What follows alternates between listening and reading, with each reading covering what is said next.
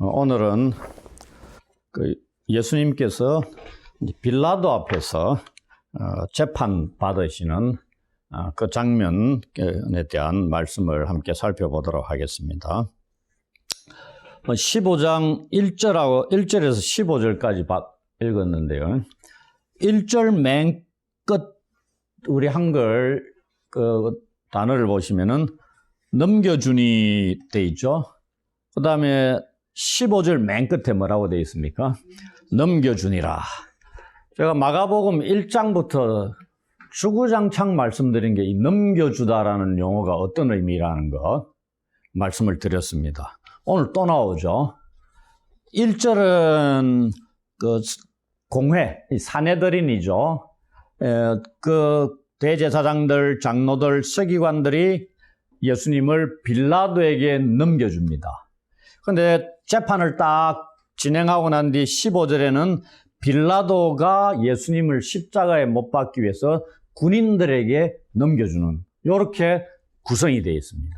그 안의 과정이 신문 당하시고 질문 받고 이렇게 진행되는 내용입니다.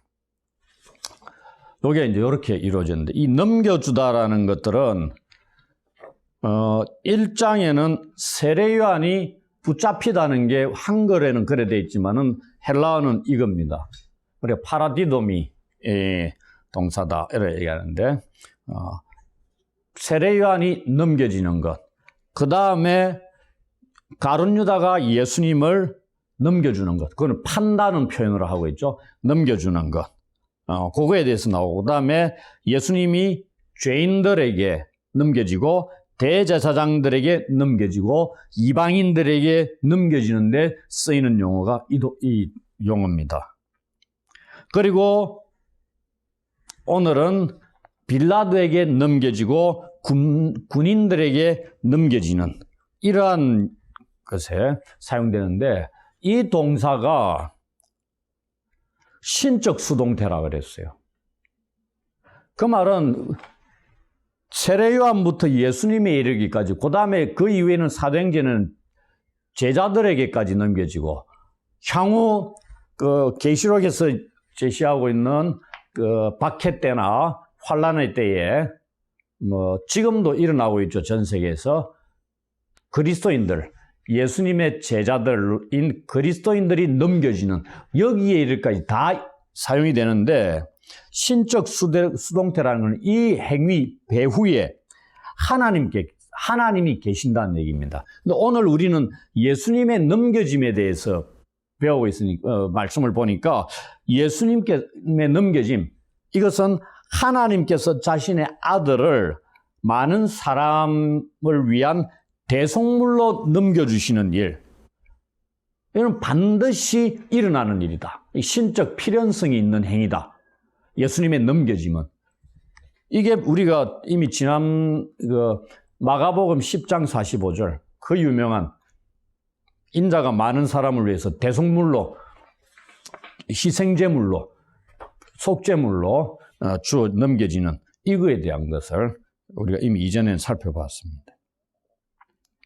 이런 의미가 감싸져 가지고 재판의 내용들이 진행되고 있습니다.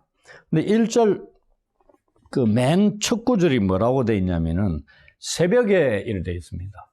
이 새벽에 재판이 진행됩니다. 오늘날 우리 문화 속에서는 상상이 안 되는 거죠. 그런 일 없습니다. 새벽에 무슨 재판을 해요, 그죠?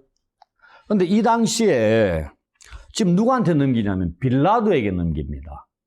왜냐하면은 사형 집행권은 이 당시 로마의 지배를 받고 있었기 때문에 이 사내들인에게 있어서 사형 집행 권력이 권한이 없는 겁니다.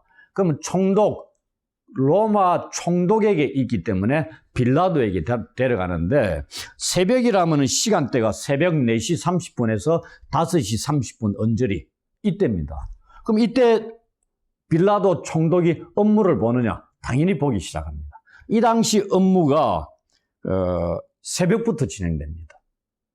그런데 지금 이 6시가 안 됐잖아요. 안 됐다는 얘기는 이 시기가 예수님과 제자들이 유월절 식사를 먹었던 그날입니다.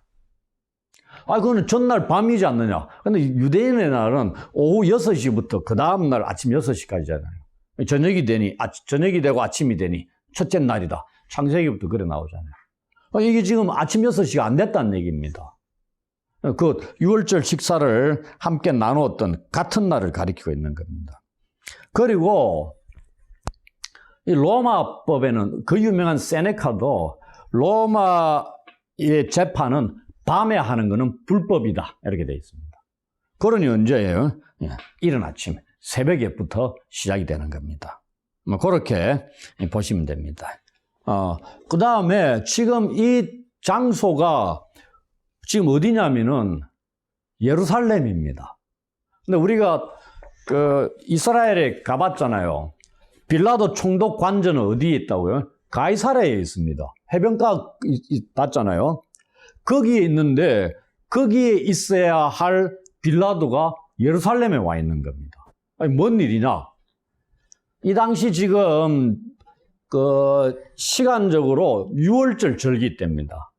그리고 유월절 절기 때 인구가 폭증한다 그랬죠. 순례자들이 어마어마하게 몰려오기 때문에 밀란이 일어날 것을 대비해가 군인들도 정원이 돼가지고 많이 있고, 또 가이사랴에 있어야 될 총독이 예루살렘에 와서 거주를 합니다. 만일의 사태에 대비해서. 그럼 어디에 있느냐? 알려진 바에 의하면 우리는 잘 모르지만은 옛 헤롯 궁전에 있었을 것이다. 여러 얘기합니다. 그럼 예루살렘 아니잖아요.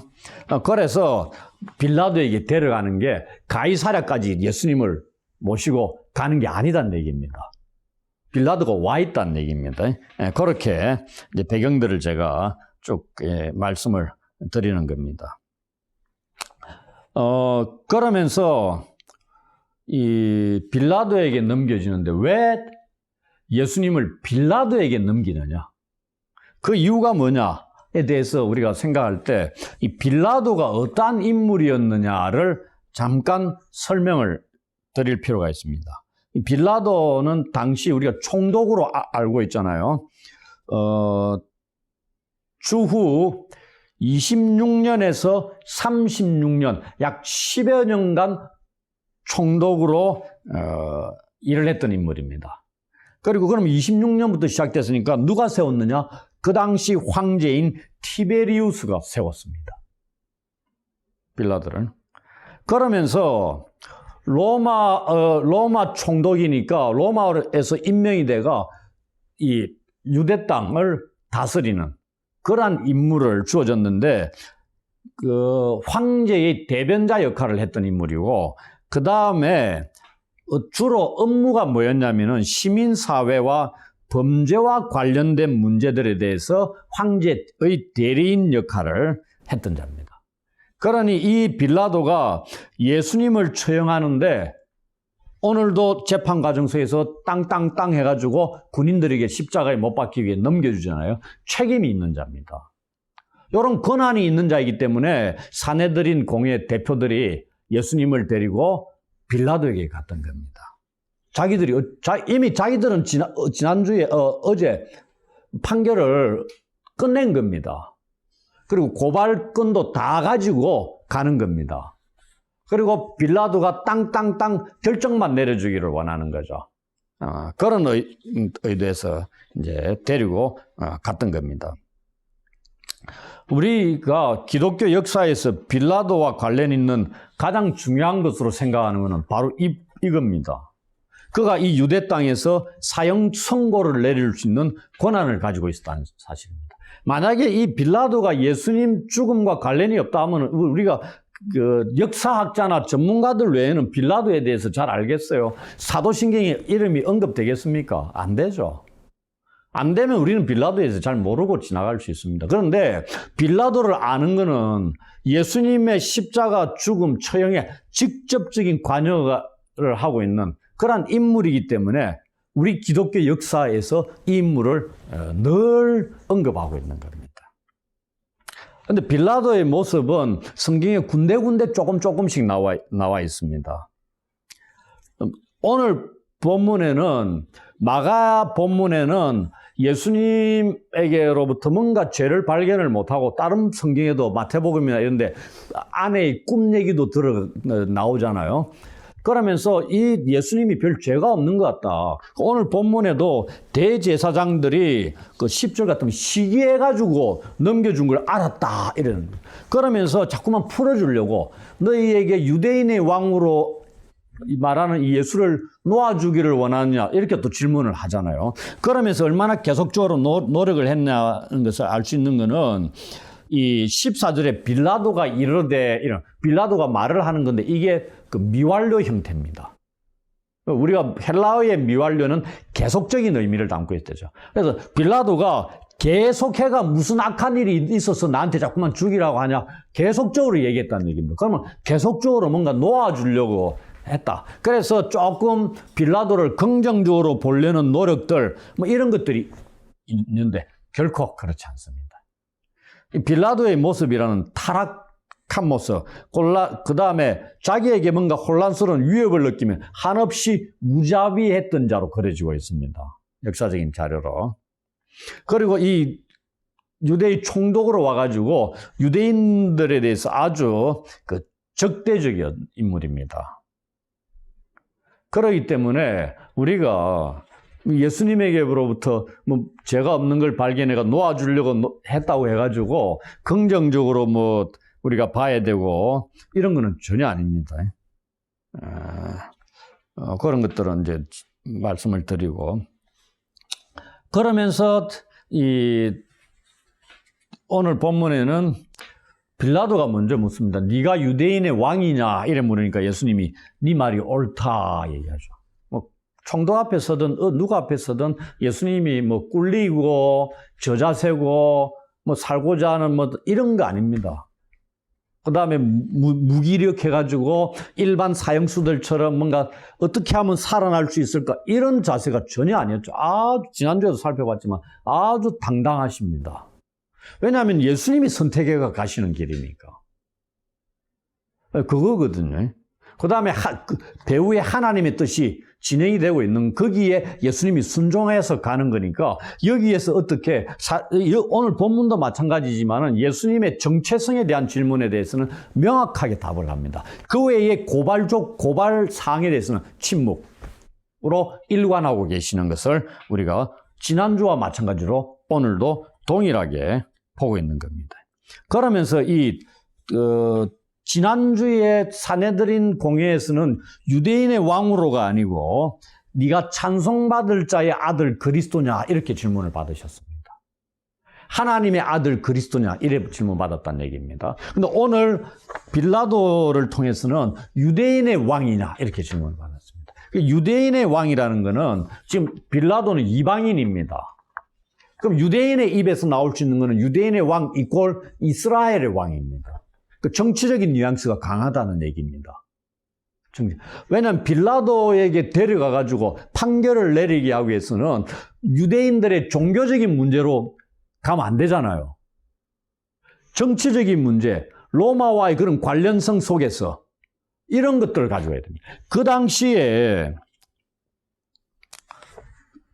이 유대인의 왕이라는 얘기는 신약 성경에 언급되는 유대인의 왕이라는 칭호에는 요한복음 19장 21절을 딱 제외하고 여기서는 유대인의 대제사장들이 빌라도한테 말하는 데서 유대인의 왕이라는 칭호를 딱 한 번 쓰는데 그 외에는 전부 다 유대인의 왕이라는 이 칭호는 비유대인들의 입에서 흘러나온 칭호입니다.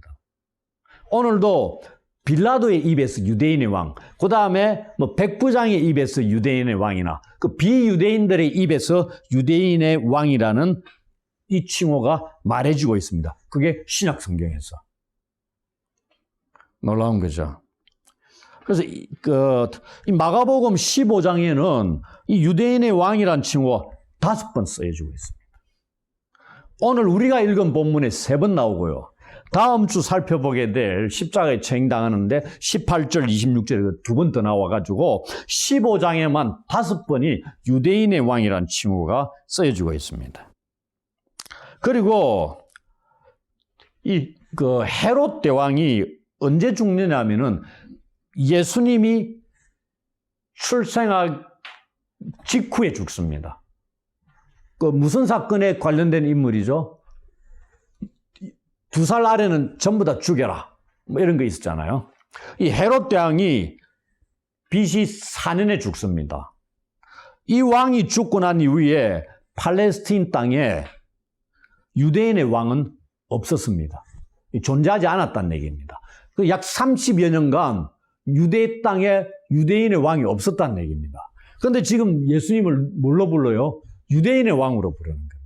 이 정치적인 문제가 개입될 수 있는 겁니다. 왜? 유월절 절기고, 유월절 절기가 뭘 의미하죠? 이집트의 속박으로부터 해방받은 날을 기념하는 날이잖아요.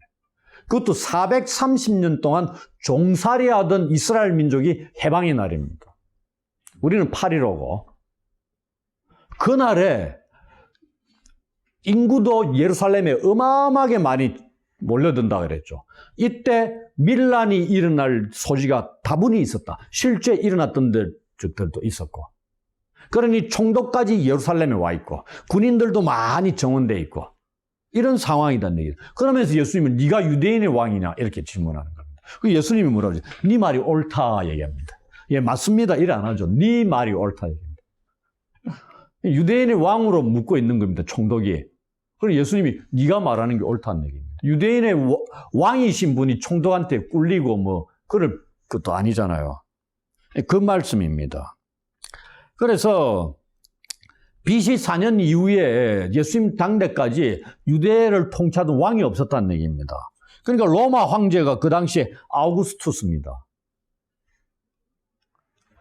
그러니 이 로마 황제가 왕이 없으니까 왕을 세우는 겁니다. 근데 실제 왕이 아니고 분봉왕이다 뭐 이런 거 있죠. 4분의 1 쪼가리 통치하는 지역왕 같은 그 왕으로 유대 땅의 분봉왕으로 세운 자가 누가 하면 아켈라오입니다. 아겔라오라 그러죠.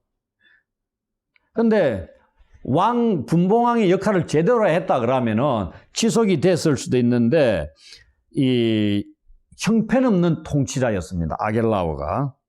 그래가지고 이 왕이 주후 6년에 제거가 되어버립니다. 몇 년 통치를 못했다는 얘기입니다. 그리고 그럼 왕을 또 세웠느냐? 로마가 직접 통치를 한다는 얘기입니다. 그리고 여기 예수님까지 당대까지 왔다는 얘기입니다. 그러니 유대인의 왕이라는 칭호는 어떻게 보면은 좀 혁명적인 나라를 세워야 되는 거잖아요. 그 다음에 반로마적인. 왜냐하면 자기 나라의 왕을 세우는 거는 우리도 일제하에서 대통령을 세우고 임시정부를 세우는 건 왜 나라의 독립을 찾기 위한 겁니다. 이 마찬가지도 예루살렘으로 입성할 때 호산나 하면서 막 과음 질렀던 게 뭐예요? 나라를 되찾게 해주시는 다윗과 같은 왕으로 생각을 하고 따라 들어갔다는 얘기입니다. 무리들이. 그러니 총독 입장에서는 굉장히 위험스러운 인물이죠. 이걸 빌미 삼아 종교 지도자들이 그렇게 건수를 만들어가 고발하는 겁니다. 위험 인물이니 제거해야 되지 않느냐. 근데 우리에게는 죽일 권한, 이러한 정치적인 위험 인물에 대한 판결이 뭐다? 십자가 처형이었습니다. 예수님 이전에도 십자가로 죽었던 자들이 수두룩했습니다. 그러니 동일하게 십자가로 처형시켜야 된다. 유대인들이 넘기는 거다는 얘기입니다. 그 얘기입니다. 그리고 막 고소를 하는데 잘 못 찾았다. 이렇게 얘기하는 거죠. 빌라도는. 그리고 놓아주려고 막 했는데 때마침 그 당시에 바라바라는 인물이 있었던 거죠. 밀란을 일으켜가지고 살인도 하고 붙잡힌 죄수가 있었던 겁니다. 그러니까 이 사람은 당연히 십자가에 처형될 인물이죠. 그러니까 이 사람 처형하고 예수님을 놓아주려고 했던 겁니다. 빌라도는. 그런데 대제사장들이 무리들을 막 선동해가지고 바라바를 놓아달라고 막 하는 거죠. 그리고 예수님을 바라바를 놓아주면 한 명 놓아주니까 예수님을 놓아줄 수 없는 겁니다. 그래서 죽일 수 있는 뭐 이런 내용입니다. 그러니까 이들이 고발했던 것들이 우리 마가복음에는 안 나오죠. 근데 누가복음에는 고발 내용이 세 가지나 나옵니다. 하나는 백성들을 미혹한 자다. 두 번째는 가이사에게 세금 바치는 걸 바치지 말라고 했던 거예요. 아주 로마 입장에서 보면 상당히 위협적인 인물이죠. 그 다음에 그가 스스로 왕 그리스도라 했다. 자기 자신을 왕으로 불러 칭했다 이 말입니다. 자칭. 요 세 가지 고발 내용을 누가복음에 기록하고 있습니다. 근데 마가복음에는 그 내용은 없어요. 이런 고발을 해도 예수님이 침묵하셨다는 얘기입니다.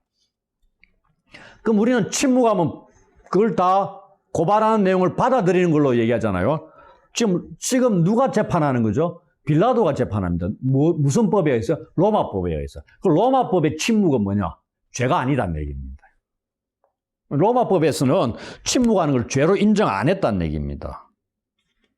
예수님은 지금 침묵한 거는 지난주에도 말씀을 드렸죠. 십자가를 지고 가시는 하나님의 뜻에 순종하는 것이기 때문에 그 고발의 내용에 무죄를 자꾸만 주장하시는 그런 의도가 전혀 없으시다. 우리가 이사야 53장 7절 같은 그런 구절 같은 그 구절을 그대로 받아들입니다. 그 유명한 구절에 뭐라고 되어 있냐면은 그가 곤욕을 당하여 괴로울 때도 그의 입을 열지 아니하였으며 마치 도수장으로 끌려가는 어린 양과 털 깎는 자 앞에서 잠잠한 양같이 그의 입을 열지 아니하였도다. 이 말을 이루시는 겁니다. 구차하게 변명 이런 거 하지 아무 대답도 하지 아니하셨다. 이미 예수께서는 십자가를 지고 가시는 일을 피하지 않고 겟세마네에서 기도를 통해서 순종하시기로 결정했다는 것을 우리가 지난주에 살펴보았잖아요. 그래서 전혀 변론이나 변호 이런 걸 하시지 않으셨다. 대신에 예수님이 누구냐, 어떠한 자이냐에 대한 질문은 지난주나 빌라도 앞에서나 정체성에 대해서는 정확하게 예수께서 말씀을 하셨다. 그들이 받아들이든 믿든 믿지 아니하든 관계없이 예수님의 정체성에 대해서는 밝히셨다. 그래서 지난주는 종교 지도자들이 그 밝힌 내용을 듣고 신성모독하는 자로 여겨가지고 더 이상 재판할 것도 필요 없고 바로 땅땅땅 하고 그냥 결론을 맺어버린 거죠. 더 이상 자기들이 볼 때는 이 신성모독만큼 큰 죄가 어디 있습니까?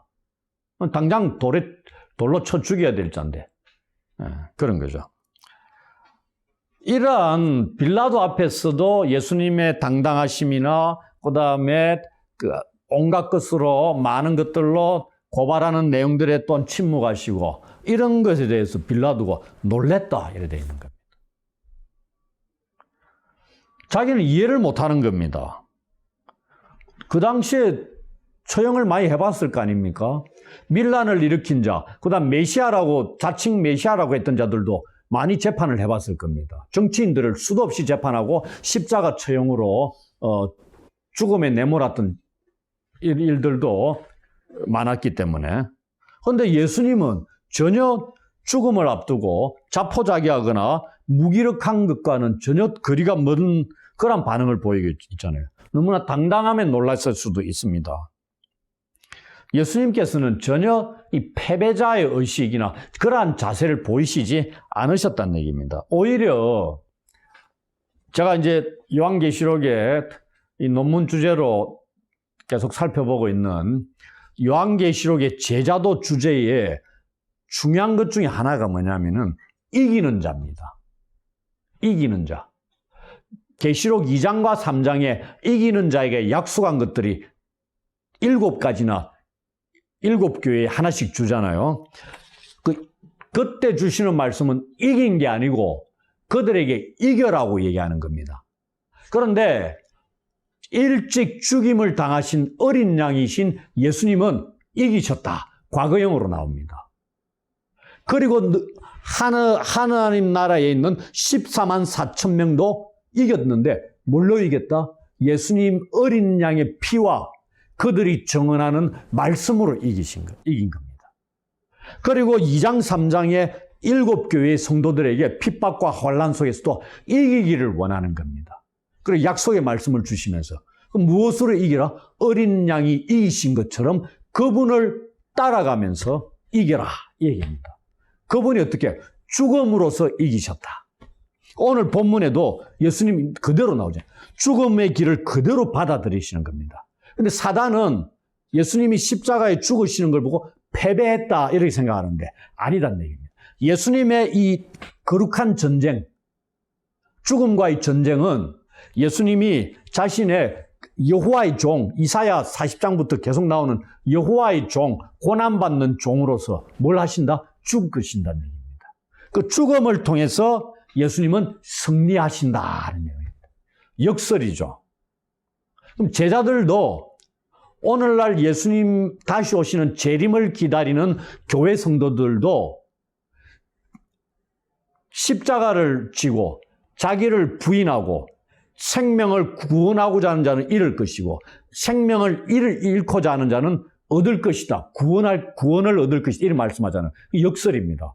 그 예수님 가신 그대로 그 길을 밟아갈 때 이 땅의 그리스도인들이 악한 자들과의 전투에서 승리하게 될 것이다. 이 얘기입니다. 그걸 예수님이 지금 본을 보이고 계신다는 얘기입니다. 이것을 우리가 이 본문을 통해서 배울 수 있어야 된다. 이 얘기입니다. 그러면서 이 6절부터 이제 15절에 예수님이 빌라도에 의해서 그 군사들에게 넘겨지는 요 과정을 설명하는데 이 바라바가 등장하죠. 명절이 되면은 6월절이죠. 백성들 중에 죄수 한 명을 백성들이 요구하는 죄수 한 명을 사면하는 전례가 있다. 놓아준다 돼 있죠.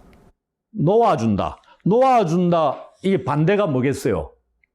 넘겨준다는 얘기죠. 그렇잖아요. 넘겨주는 것. 그 다음에 놓아주는 것. 요겁니다. 그래서 명절이 되면은 죄인을 사면하는 겁니다. 살리는 거란 얘기입니다. 그런 전례가 있다 이렇게 돼 있잖아요.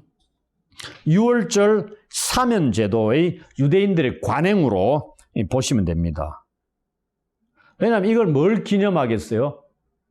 이집트에서의 노예로 있던 상태에서 해방된 것을 기념하면서 죄인들을 사면하는 겁니다. 우리도 8.15 광복절 같은 데 되면은 대통령이 특사로 사면하는 것들이 있잖아요. 정치인들이나 죄수들 사면하는 게 굉장히 많지 않습니까? 그런 것으로 보시면 됩니다. 왜 하필이면은 광복절 같은 날에 사면 이런 거 많이 하느냐? 그런 의미가 있는 겁니다.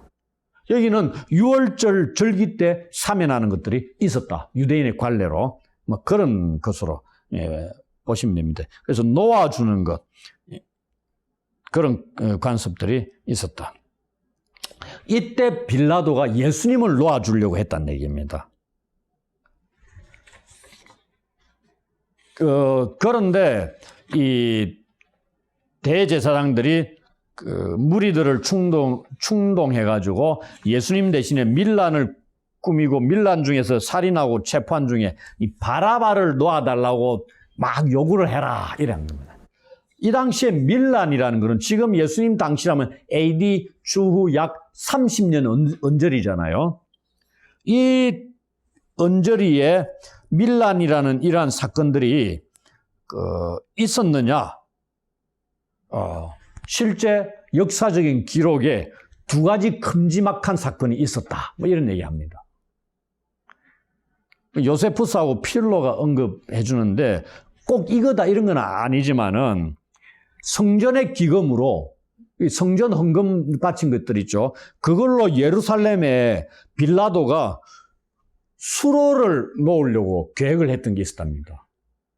빌라도가 로마 재정이나 이런 게 아니고 성전 기금으로 수로를 예루살렘에 놓으려고 물길 있잖아요. 그런 계획을 했던 것에 항거했던 소요가 밀란이 있었답니다. 또 하나는 다 빌라도가 관련된 겁니다. 도시 안으로 황금 방패를 들여오고 했는데 이거에 대해서 반대하여 일으킨 사건. 이 두 가지가 대표적인 사건이었다. 이 중에 하나일 수도 있고요. 왜냐하면 이 시대적으로 요 언저리였기 때문에.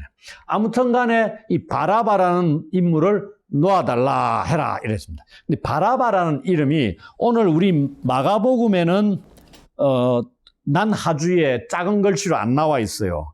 그런데 마태복음 마태복음 27장 17절에는 이 바라바라는 이름에 구체적인 설명이 나와 있습니다. 그 본문이 도움이 될 것 같아가지고, 이 바라바라는 뜻이 뭐냐면은, 이 아버지의 아들이란 뜻입니다. 아버지의 아들. 이름이 의미가 뭔지 알겠죠? 이 바라바와 지금 누구가 둘이 있어요? 예수님. 예수님이 누구죠? 하나님 아버지의 참된 아들입니다. 바라바는 아버지의 아들입니다. 그 아버지가 누군지 모르지만 라반지 아버지의 아들이고, 예수님은 참 하나님의 참된 아들입니다. 요 둘을 놓고 바라바를 놓아달라고 하는 겁니다.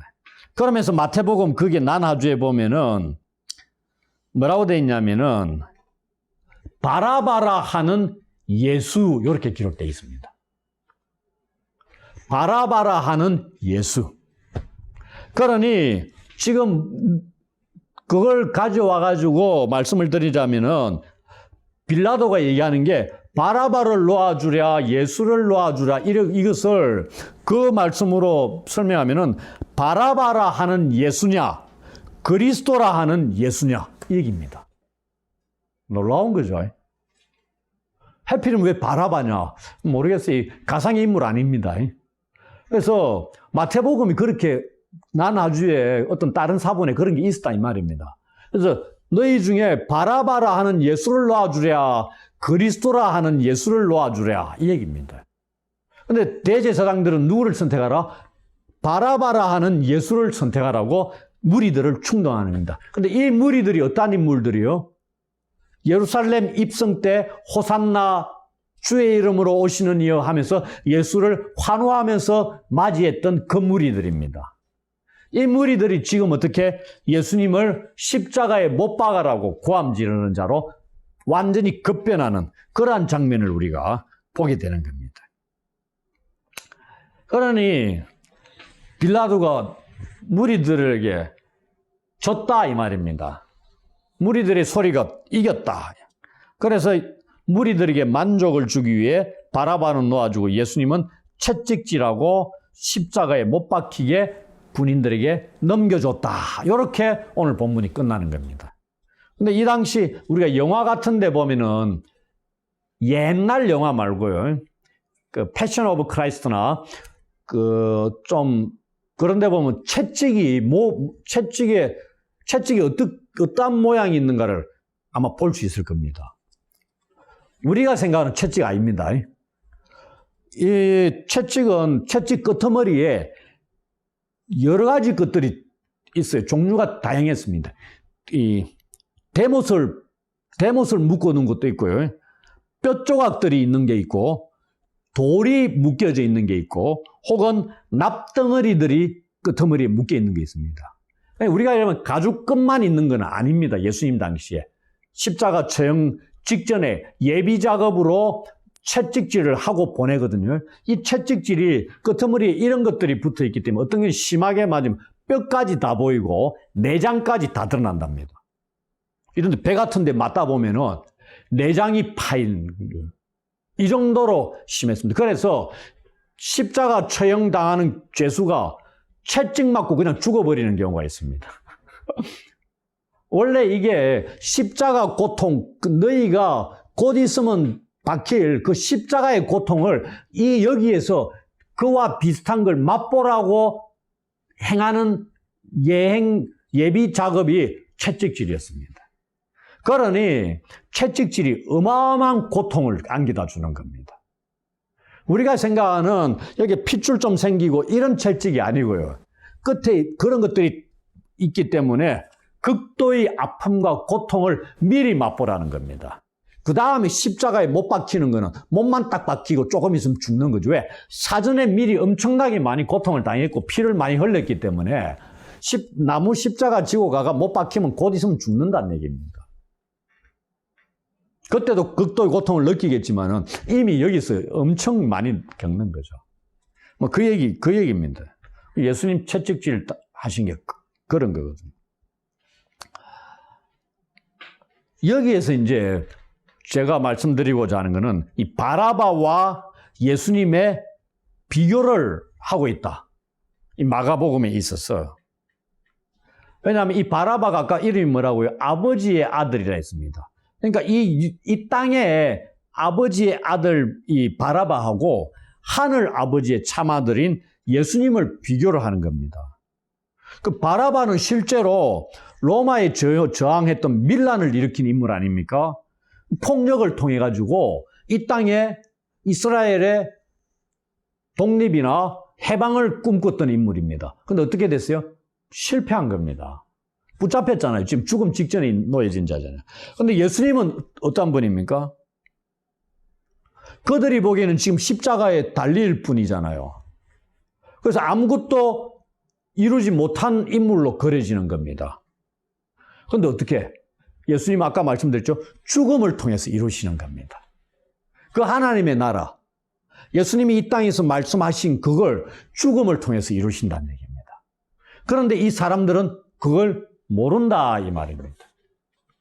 눈에 보이는 바라바와 같은 그러한 혁명을 통해 폭력적으로 로마를 지배하고 압제로부터 해방되는 그리고 나라를 되찾는 이것만이 눈에 보이는 것으로 생각했는데 그러니 예수님이 십자가에 달리는 거 보니 제자들까지도 도망갔다 이 말입니다. 저렇게 이루어지는 하나님 나라가 아니다고 생각한 거죠. 그런데 예수님의 말씀은 뭐다? 하나님 나라를 성취하는 방법은 죽음을 통해서 이루는 거다. 이게 예수님께서 실질적으로 알려주시는 복음이었다는 얘기입니다. 이 사실을 우리가 오늘날도 교회가 제대로 깨닫지 못하는 경우가 많죠. 그러니 교회의 모습들이 변질될 수가 있다는 얘기입니다. 이 땅에 그 하나님 나라를 이루기 위해서 십자가에 죽으시고 그 고통을 지신 그 예수님을 따라야 되는데 그 길을 온전히 따르지 못하는 교회들이 많다 이 얘기입니다. 이 무리들처럼 무리들의 변질된 행위, 아까 예루살렘 입성 때 환호하며 막 앞서가고 따라가면서 호산나 하면서 불렀잖아요. 그랬던 자들이 이제 어떻게 예수님을 십자가에 못 박으라고 얘기합니다. 처음에는 대제사장의 충동 11절에 보시면은 대제사장들이 무리를 충동하여 바라바를 놓아달라 해라. 놓아달라 하라는 정도는 무리들이 대제사장들의 충동을 받아서 했습니다. 근데 그 다음이 뭐죠? 십자가에 못 박아라는 얘기는 대제사장의 충동을 받지 않았어요. 이 무리들이 빌라도와 직접적으로 얘기를 하고 있는 겁니다. 성경을 잘 보셔야 됩니다. 그냥 바라바 놓아달라는 것만 충동당해가 한 거고 그 다음에 십자가에 예수님을 못 박으라고 더욱 소리 지른 거는 충동에 의한 게 아니라 그들에 의해서 스스로 행한 행동이다 이 얘기입니다. 그래서 여기에 소리 질렀다 그때 있죠. 13절에 우리는 한글 성경만 봐가지고는 이게 어떤 뉘앙스를 갖는지 모릅니다.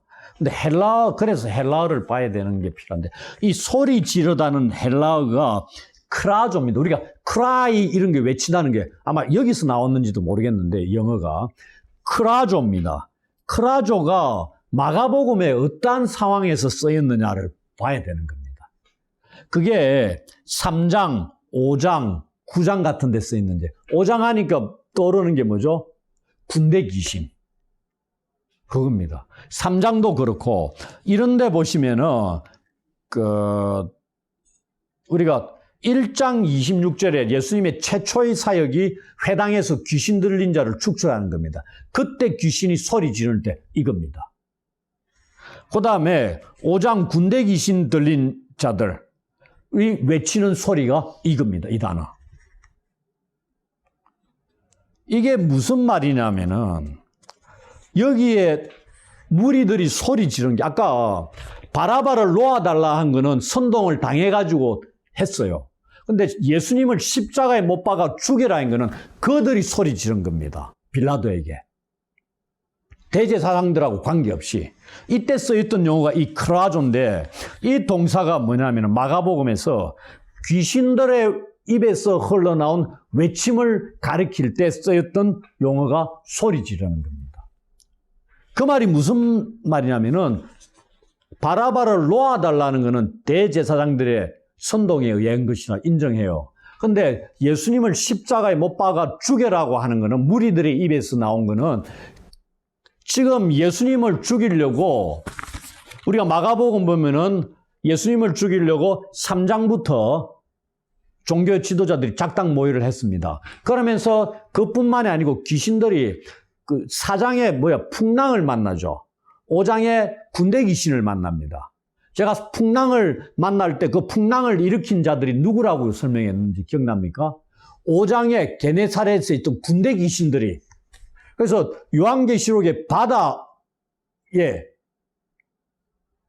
어떠한 실체라는 것을 요한계시록 같은 데 보면은 악의 세력들이 가는 마가복음도 마찬가지입니다. 그리고 그 쫓겨난 자들이 군대 귀신들이 어디로 들어가요? 돼지한테 들어가 어디에? 바닷속으로 들어가는 겁니다. 그게 5장이잖아요. 또 6장인가 7장 가면 또 풍랑을 만납니다. 그때도 풍랑을 이용해가지고 귀신들이 예수님과 제자들을 죽이려고 하는 겁니다. 그런데 어떻게 지금까지 15장까지 다 실패했다 이 말입니다. 귀신들이 예수님을 죽이려고 했는데 다 실패했다. 그런데 이제 지금 누구를 통해서 무리들의 입을 통해서 예수님을 십자가에 못 박아라고 귀신들이 개입을 하고 있다. 이 얘기입니다. 이 용어를 통해서 소리 지르는 걸 통해서.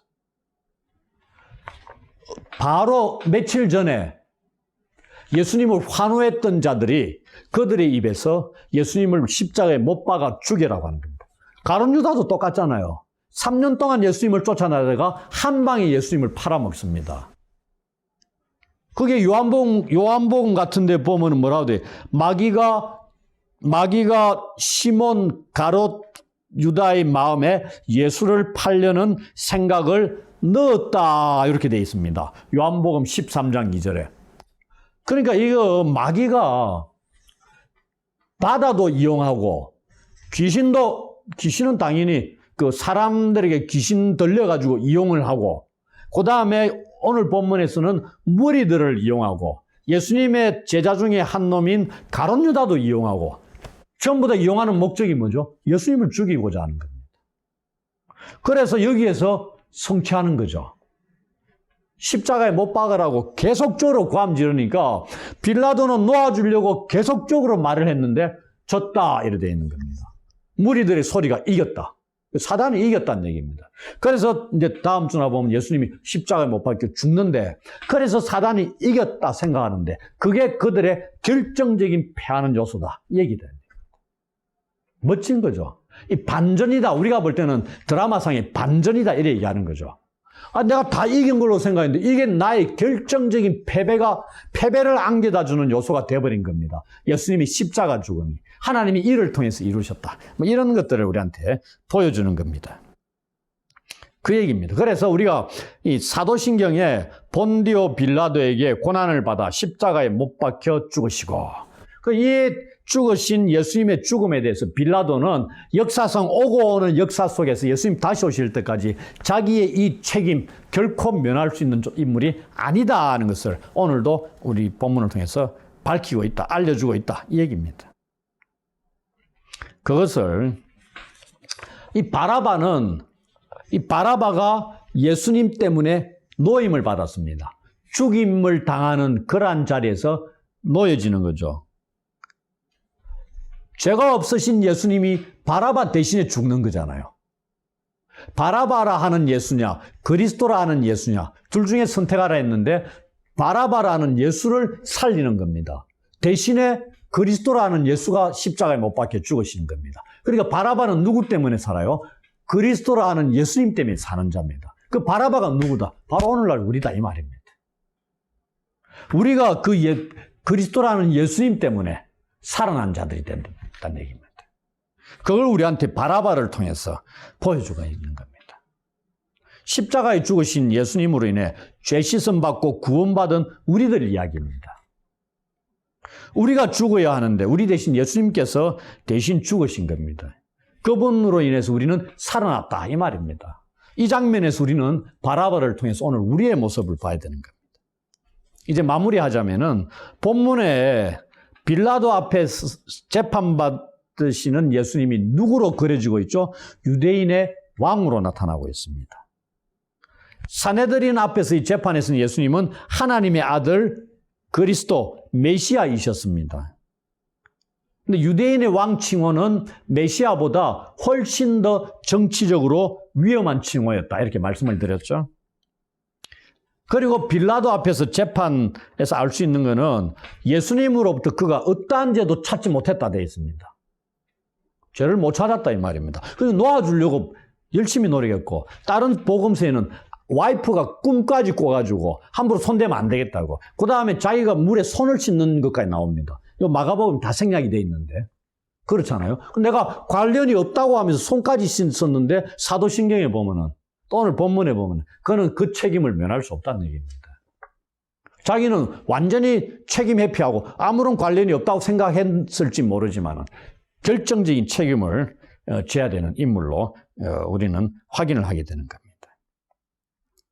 그리고 예수님은 죄 없지만 1차적으로는 종교 지도자들이 시기로 넘겨줬고 그 다음에 사단이 개입해가지고 무리들을 선동하고 그렇게 해서 죽음의 자리에 몰아가고 그러나 이 모든 사단의 역사나 종교 지도자들의 역사나 무리들의 급작스러운 돌변하는 행동이나 가룟 유다의 배반이나 이 모든 배후에 누가 계신다? 하나님이 계신다는 얘기입니다.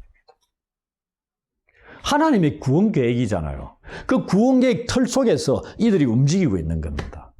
그래서 제가 지난 그 다윗 이야기할 때 있죠. 로마서 8장 28절. 모든 것이 합력하여 선을 이룬다. 사단은 예수님 십자가에 못 박혀 죽으니까 어떻게? 자기 뜻을 이루는 겁니다. 종교 지도자들도 자기들의 뜻을 이루는 겁니다. 근데 이 모든 것 자기들이 다 이루었다 생각하는데 그 궁극적으로 누구의 뜻이 이루어진다? 하나님 아버지의 뜻이 이루어지는 겁니다. 기가 막힌 거죠. 하나님의 일이라는 게 이런 겁니다. 사람들은 내가 제대로 했다고 생각하는 거죠. 하나님을 대적하는 자들이 교회를 핍박하든지 하나님을 대적할 때 나는 제대로 잘했다고 생각하는데 결과를 딱 보니까 하나님의 뜻이 이루어지는 겁니다. 기가 차죠. 얼마나 황당하겠어 결론을 보면은. 그럼 우리는 안다 이 말입니다. 그러니 계시록에서 이기는 자에게 주시는 거 이길 수 있다 이 말입니다. 결론을 알기 때문에 중요한 거는 견디는데 네 힘으로 안 되니까 성령 하나님을 의존해야 되고 엎드려 기도해야 되고 은혜의 보좌 앞으로 날마다 나아가야 되고 그 과정들은 해야 된다 이겁니다. 들어누워가지고 아무 짓도 안 하고 아무 일도 안 하고서 그냥 저절로 기계적으로 승리하는 일은 결코 없다 이 말입니다. 그런 일은 없다는 얘기입니다. 예수님이 기계적으로 승리하셨어요. 그럼 예수님이 겟세마네에서 기도할 이유가 없잖아요. 하나님의 아들인데 무슨 그런 땀방울이 핏방울이 되도록 기도할 이유가 전혀 없죠. 근데 기도하셨다 이 말입니다. 우리도 그렇게 해야 된다 이 말입니다. 저절로 그냥 사단의 공격에 그냥 아무 일도 안 하고 맨날 내 마음대로 하더라도 다 승리할 수 있다. 택도 없는 소리입니다. 그렇게 이루어지는 승리는 아니다. 죽음을 통해서 이루어지는 승리가 내가 복음을 위해서 그리스도를 위해서 내 목숨을 던지는데 잃겠다고 각오하는데 그게 아무렇게나 되겠어요? 아니다는 얘기입니다. 그 얘기를 우리한테 이 오늘 본문의 일들을 통해서 알려주는 겁니다. 그래서 우리는 마지막으로는 아까 말씀드린 바라바의 석방 사건을 통해서 십자가를 지신 예수님으로 인해 죽음에서 구원받은 우리의 모습 이야기다. 이 본문 속에서. 그것을 한 번 더, 좀 있으면 이제 고난주간도 오고, 다가오는데, 때마침 딱 우리 수요 사경에 마가복음 이 뒷부분이 다 예수님의 고난과 관련되어 있는, 죽음과 관련되어 있는 게 딱 시기가 그렇게 맞았더라고요. 한 번 더 묵상할 수 있는 그런 기회가 되는 시간이 되었으면 합니다.